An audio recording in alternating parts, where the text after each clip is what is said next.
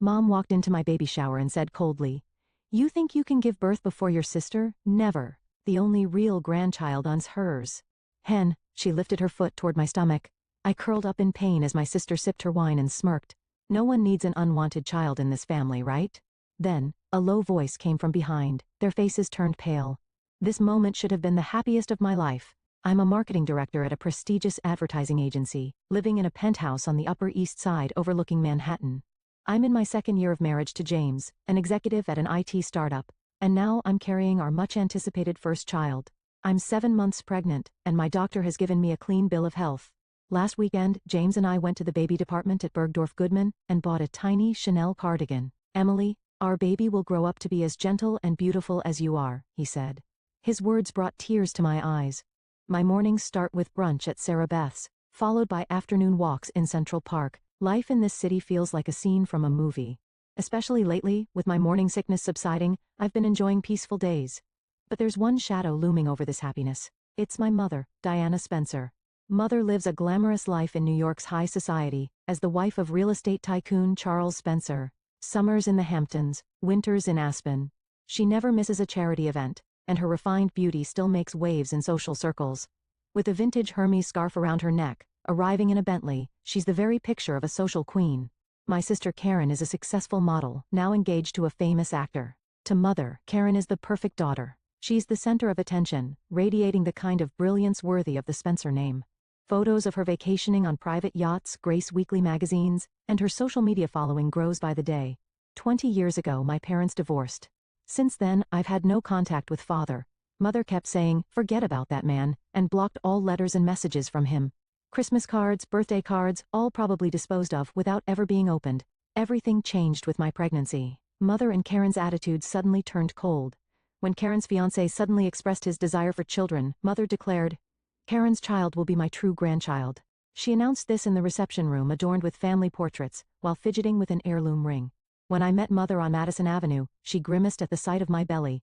"You always disappoint me," she said. Her words cut through the silence of the luxury boutique like ice. Next week, I'm hosting a baby shower at the Plaza Hotel. 30 guests. It should be a time filled with warm blessings. The grand ballroom on the 3rd floor is already prepared with champagne and mocktails, and a gender reveal cake has been specially ordered. The baby book will soon be filled with blessing messages from cherished guests. But there was an ominous air about the RSVPs from Mother and Karen. Their responses, written on expensive stationery, seemed to contain hidden thorns. "Of course I'll come. It's an important venue after all." Mother's words made me shiver slightly, remembering that cold gaze, remembering that calculated smile she shows at family dinners after Sunday service. Whenever I write seasonal greeting cards, I always hesitate. Every time I think about what to write to Mother, my chest tightens. Why has the family's blessing for this pregnancy become so distorted? Morning light was streaming into the grand ballroom on the 3rd floor of the Plaza Hotel. Crystal chandeliers cast soft light, and decorations in pink and blue gradients gently embraced the entire room. Pure white linens covered the tables, and floral baby shoes were arranged like fairy gifts. Pearl decorations gleamed elegantly on the silk wall ornaments. "Emily, the venue looks wonderful." Sarah, my friend since college, placed her hand on my shoulder. We had just finished the final arrangements in the VIP room. The green of Central Park visible through the window seemed to be celebrating this special day. "Thank you," but Sarah nodded quietly, reading my hesitant expression. "Don't worry about your mother. We're here for you." She had stayed on the phone with me last night, listening to my concerns about Mother and Karen's strange behavior, the events of the past few months, and my vague anxieties. Sharing everything made my heart feel a little lighter. Guests began to arrive gradually. James's parents, my colleagues, and familiar faces from New York's upper society. As champagne and mocktails were served, a warm atmosphere spread around the gender reveal cake. The gift opening began, a tiny pair of Chanel baby shoes, a Burberry check blanket, and Dior first shoes. Each gift was thoughtful and precious. Oh, how adorable. "This is a limited edition from Paris. The cashmere baby blanket looks so warm." With each gift unwrapped, blessings echoed through the room. The baby book was filling up with heartfelt messages. James's mother wrote, "The beginning of a beautiful family," with tears in her eyes. My colleagues were sharing memories from the office. Everyone smiled, especially when talking about our successful new project. These times spent with them have supported me so much. In the midst of this warm atmosphere, my phone vibrated. A message from an unknown number. "I will protect you, trust me." There was no sender's name. But this writing style reminded me of the letter I found when I was 16. Before I could process my thoughts, the atmosphere in the room suddenly changed. Sorry to keep you waiting, Emily. I turned to find Mother, who had arrived earlier than scheduled. She carried none of her usual social grace, instead wrapped in a cold atmosphere. Her Hermes scarf was perfectly tied, her Chanel suit impeccably fitted, but her eyes held hostility I'd never seen before. And beside her stood Karen, my sister, already holding a wine glass, wearing a defiant smile. Her outfit, coordinated entirely in luxury brands, looked like she had stepped out of a fashion magazine. But her expression held a cruel shadow. Why so early? Mother didn't answer my question. She approached me slowly, fixing me with an icy stare. Her heels clicked against the marble floor, each step seeming to squeeze my heart. Why are you doing this? Mother's voice echoed through the silent venue. Conversations among guests stopped, hands holding champagne glasses froze. What do you mean? Don't pretend you don't know. Mother's voice rose sharply. You having a child first is unacceptable. Just as James tried to rush to my side, Mother's angry shout resonated. Her voice was so fierce it made the chandelier crystals tremble. I won't allow you to have a child before your sister. My true grandchild will be Karen's child. It was like a nightmare. Mother's Jimmy Choo heel raised toward my belly. As I instinctively curled up to protect myself, Karen's high-pitched laughter pierced my ears. Screams erupted from the guests, and someone dropped a glass. We don't need any extra children in our family. Karen's voice, as she tilted her wine glass, contained a cruel joy, as if she were enjoying a show. Everything seemed to stop in that moment. So you've finally shown your true colors, Diana. A low but strong voice resonated from behind, a voice carrying undeniable presence across 20 years. At that voice, the color drained from Mother and Karen's faces, a voice they hadn't heard in 20 years, but a voice that had always echoed in my heart. Mother's perfect makeup turned pale in an instant. Father. Karen's voice trembled. The wine glass slipped from her hand, crimson drops staining the pure white carpet. The air in the room froze. The chandelier light swayed quietly, as if time had stopped. Everyone held their breath, watching what would unfold. James pulled me close, ready to call security. I trembled slightly in his arms.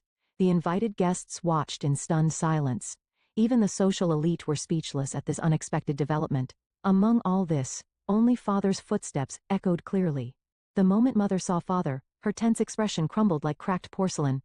Fear seeped through beneath her perfectly applied makeup. Karen stood frozen, staring at the broken wine glass fragments on the floor. The deep red wine spread across the pure white carpet, as if symbolizing this moment. I'll call security. As James reached for his phone, I gently stayed his arm. His eyes mixed with anger and protectiveness. Wait. Tears welled up in my eyes. But they weren't tears of fear or sadness. The moment I had been waiting for 20 years had finally arrived. The chandelier light gently illuminated those tears. Father slowly crossed the venue. His pace wasn't hurried, but each step held firm resolve. In his navy suit he looked exactly as I remembered him, as if time had stopped. There was deep wisdom and kindness etched by 20 years. Emily. Father called my name. His voice carried 20 years of feelings. I stepped out of James's arms, stumbling slightly. As I took a step toward Father, memories flashed through my mind. A summer day when I was 16. A letter I found by chance in Mother's study. A thick envelope hidden in the back of an antique desk drawer. To my beloved daughter. Since Mother probably confiscates all my letters, this one may not reach you. But I'll keep writing, believing that someday, these words will find you. Since that day, I secretly searched for letters hidden in Mother's study. One every month, without fail, sometimes sneaking in while Mother was out, sometimes in the dead of night. The letters I found were carefully stored in my treasure box. I'm always watching over you. On your high school graduation day, you looked up at the sky. Beyond that sky, I was watching you too. That navy gown suited you perfectly. Your university award ceremony was wonderful. I wanted to be in the front row, but that wasn't possible. Still, your radiant smile was clearly visible even from the back of the hall. Your speech was moving. I heard you got a job at an advertising agency. It's just like you to make such a choice. A place where you can use your creativity and intelligence. I'm proud of you. You must have been nervous on your first presentation day, but I'm sure you achieved excellent results. The letters had a P.O. box address, but I could never send a reply. Mother's watchful eye wouldn't allow it. She checked my every move almost daily. That changed 2 months ago. Frightened by Mother and Karen's abnormal behavior, I finally emailed Father. I remember my finger trembling as I pressed the send button. Dad, I've been reading your monthly letters since I was 16. Now, I need your help. I want to protect this child. The reply came hours later. My heart leaped at the late-night notification sound. I'll be there. Leave it to me. I won't leave you alone again. And when I told him the baby shower's date and location, Father replied with just one line. Emily, I won't let anyone hurt you anymore. I promise. Emily, come here. Father's voice brought me back to reality. That's when Mother screamed. Her voice had completely lost its former elegance. You have no rights. Where were you these 20 years? Father answered in a calm voice filled with deep conviction. Rights? I do have rights. The right to protect my daughter, and now, to protect my grandchild too. James stood beside me. His presence gave me great courage. You must be Emily's father. Yes. A father who has thought about his daughter every day for 20 years. The two men exchanged a firm handshake. In that moment, I understood. This was my true family. Warm bonds embraced this place. As Mother tried to raise her voice again, the venue doors opened. The heavy doors opened quietly but surely. Please escort these people out. James's voice carried dignified authority. We'll report this attempted harm to an unborn child to the police. All security camera footage has been preserved. Mother and Karen turned back as they were led away by security. Mother's perfect makeup had crumbled, revealing her true face. Emily, you're a Spencer. No, I said firmly for the first time. I am my father's daughter. And I'm going to be this child's mother. As we watched Mother and Karen being escorted away by security, Father quietly placed his hand on my shoulder. The warmth of that hand seemed to fill 20 years of emptiness. We need to talk about the truth from 20 years ago. You have the right to know everything. The guests had already begun to leave, but everyone offered warm words as they departed. Each blessing seemed to celebrate the beginning of a new family. I'm so glad you reunited with your father. What a wonderful father-daughter bond. This is what a real family is. This is the beginning of true happiness. Welcome back, sir. Sarah stayed until the end, helping with the cleanup. Tears of joy glistened in her eyes too. Emily, today was difficult, but it was good. This was meant to be. She embraced me gently. In her arms, I nodded slightly. In the VIP room we faced each other, Father, James, and me. Outside the window, dusk was beginning to color Manhattan's skyscrapers. The orange-tinted sky seemed to be celebrating the beginning of a new family. Father slowly began to speak. His expression mixed the weight of years with the strength that had overcome them. 20 years ago, it all started with Mother's calculated scheme. There's a truth I must tell you. I took a deep breath. Finally I could know. The truth of that day that Mother had kept hidden. The missing piece within me was about to be filled. The VIP room on the top floor of the Plaza Hotel. Outside the window, Manhattan's nightlights began to sparkle. In that space with dimmed lighting, we faced each other, Father, James, and me. Father slowly picked up a scotch glass. His gesture carried the weight of the truth he was about to tell. 20 years ago, my company was at a major turning point. Father's voice filled the room quietly but surely. It was a time when many companies were struggling after the IT bubble burst. But my company was entering a growth phase. Our new business model was finally beginning to bear fruit. James nodded in understanding. As someone in the business world himself, he grasped the meaning. Around that time, Mother met Charles Spencer, the real estate tycoon. At first I thought it was just a chance meeting at a charity party. Father gazed slowly at the amber liquid in his glass. But it wasn't chance. It was all part of a plan Mother had meticulously prepared. I caught my breath. Actually, for 6 months before that, Mother had been gathering information about the Spencer family. Charles Spencer's preferences, behavior patterns, and even his asset details. Father's words froze my heart. The first sign was Mother's change. She suddenly became obsessed with certain charity events. Later I learned they were all events Charles Spencer was involved in. James gently squeezed my hand. Then Mother's plan entered its next phase. The start of fabricating evidence against me. Father pulled an old envelope from his pocket, a yellowed envelope that had weathered 20 years. These are copies of Mother's diary from that time. Every plan is recorded in detail. I received the envelope with trembling hands. The paper inside contained Mother's meticulous handwriting, describing frighteningly detailed plans. Each item was based on cold calculations. The decisive moment came when I was on a business trip to Seattle. Father's voice resonated heavily.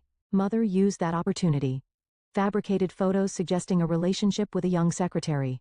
Forged phone records from outings. Altered hotel receipts. Everything was perfectly prepared. But why go so far? To my question, Father sighed deeply. An obsession with a more wealthy lifestyle. My company was indeed growing then. But at that point, our assets were incomparable to Charles Spencer's wealth. James asked with a stern expression. Was there no chance to defend yourself? None, Father answered firmly. When I returned, everything was already over. Mother had already spread rumors of my infidelity to neighbors and friends. It was starting to affect the company's reputation. And so, Father, yes, I had to withdraw. To protect you. Father stood up and walked to the window. Manhattan's night view illuminated his back. But I never gave up.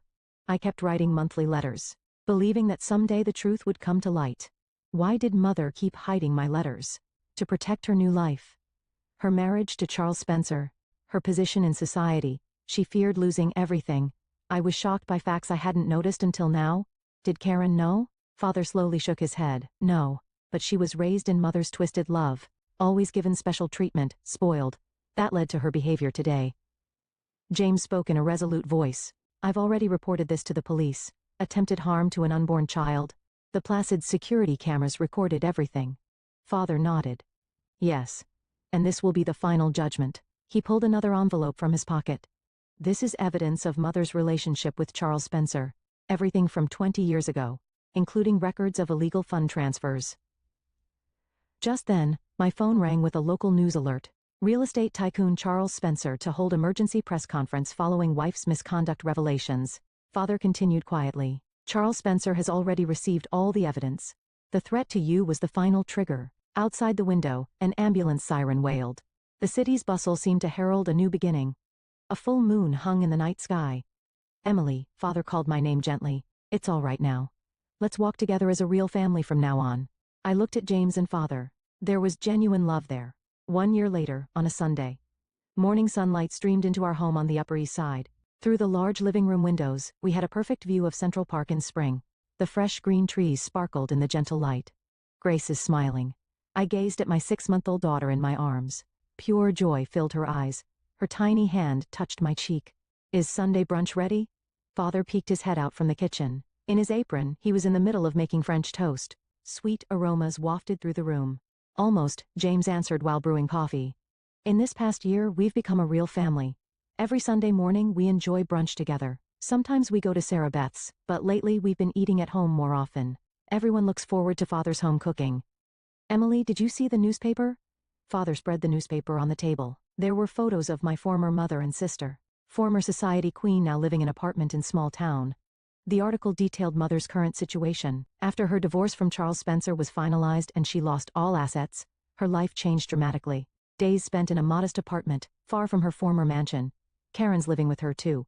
I quietly read through the article. After losing all her modeling contracts, my sister now works as a clerk at a local boutique. Following her breakup with her actor fiancé, her social media following plummeted. Her luxurious lifestyle had become a thing of the past. They seemed to regret everything. In the article, Mother spoke through tears. My mistake from 20 years ago took everything away. My greed destroyed my precious family. My sister also confessed to a change of heart. Mother's excessive love warped me. I still regret how I treated my sister. I'm finally beginning to understand the true meaning of family. That's enough of the newspaper. I stood up, holding Grace. There's no need to dwell on the past. What matters is the happiness of this moment. Emily, James placed his hand on my shoulder. Your decision was right. I nodded slightly at his words. I'm glad I made the decision to change everything that day at the baby shower. On the living room shelf, Father's letters are carefully preserved. A bundle of letters containing 20 years of feelings. And now, new family photos are being added one after another. Grace's smile, reunion with Father, happy moments with James. Outside the window, spring breeze rustled the fresh green leaves. Oh yes, I'm thinking we should go to the Hampton House next weekend, Father said while plating French toast. I want to create new family memories. How about playing with Grace by the sea? That sounds wonderful, I smiled naturally. Warm dishes were laid out on the table. French toast, scrambled eggs, bacon, and Father's special blueberry sauce. Let's eat. As the three of us spoke in unison, Grace laughed happily. Her smile in the morning light was precious beyond words. The doorbell rang, and Sarah arrived. She had become a regular at our weekly Sunday brunches. Oh my, today's French toast looks absolutely delicious. She too had become an essential member of our family. Outside the window, the spring sunlight grew even brighter, as if announcing the beginning of a new season. In this moment, I was truly happy. Father's love, James's support, Grace's smile, and the countless memories we would create from now on. This is what a real family looks like. Father spoke quietly but firmly. Let's keep walking this path together, I answered, putting everything into these words. Yes, of course, Dad. Grace smiled again. In her eyes, our family's happy future seemed to be reflected. In the photo frame by the window, Father's old letters caught the gentle light. They continue to watch over us, transcending 20 years of time, as eternal proof of the bond between father and daughter.